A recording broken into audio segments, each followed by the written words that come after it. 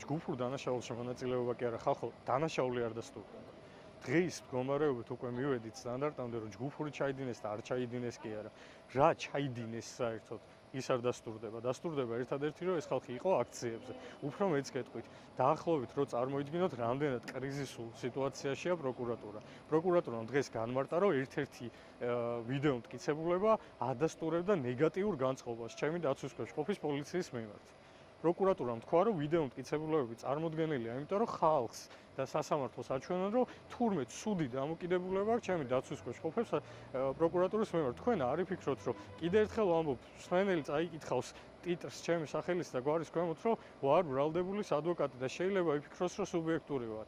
კამერები არ არის, რომ აჩვენოს ობიექტურად რა მოხდა, მაგრამ თუ დამიჯერებთ და თუ მენდობით, ეს არის პროკურატურის სიტყვებს ციტირებ ფაქტობრივად.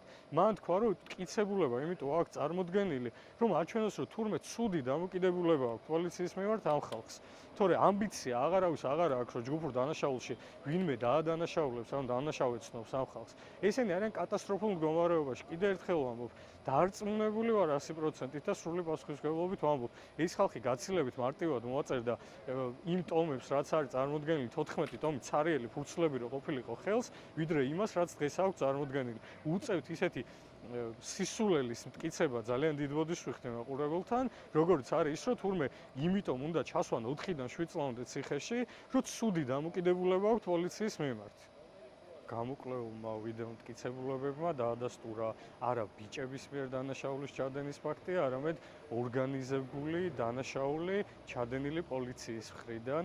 კერძოდ მინიმუმ 2 ვიდეო მტკიცებულებაში ისმის აუდიო ნაწილიც, ეს აუდიო ნაწილი ჩაწერილია პოლიციის რიგებიდან და ისმის სავარაუდოდ კონტექსტიდან გამომდინარე თამამოჩებულია ვთქვათ, სავარაუდოდ პოლიციის მაღალჩინოსნების მოწოდება მათი ხელქვეითების მიმართ, რომ დახოცონ და მოკლან აქციის მონაწილეები. ეს მეორდება არაერთგზის, მეორდება არა მხოლოდ ერთ იზოლირებულ ვიდეოში, არამედ მთლიანად გაზრდებს გამოსაკვლევ მტკიცებულებებს.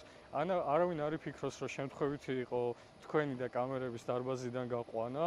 აი ეს ემსახურებოდა კონკრეტულ მიზანს, რომ რაც შეიძლება დაბალი წვდომა ქონოდა ამ ვიდეო მასალებს გავრცელება და ნაკლებ ადამიანს ენახა ის თუ ვინ რეალურად და რა დანაშაულს ჩადიოდა და ჩადიოდა აქციის მონაწილეების, მათ შორის დღეს ბრალდებული სტატუსით სასამართლოში მყოფი პირების წინააღმდეგ.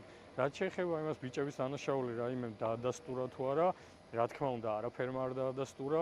ნახეთ სასაცილო ვიდეოები კომიკური შინაარსის, ცუდი მემონტაჟების მიერ გაკეთებული, ცალკე მანქანის საბურავებთან გადაღებული ქვები, ამაზე მიბმული საერთო კადრები აქციიდან, სრული ნონსენსი, აბსტრაქცია.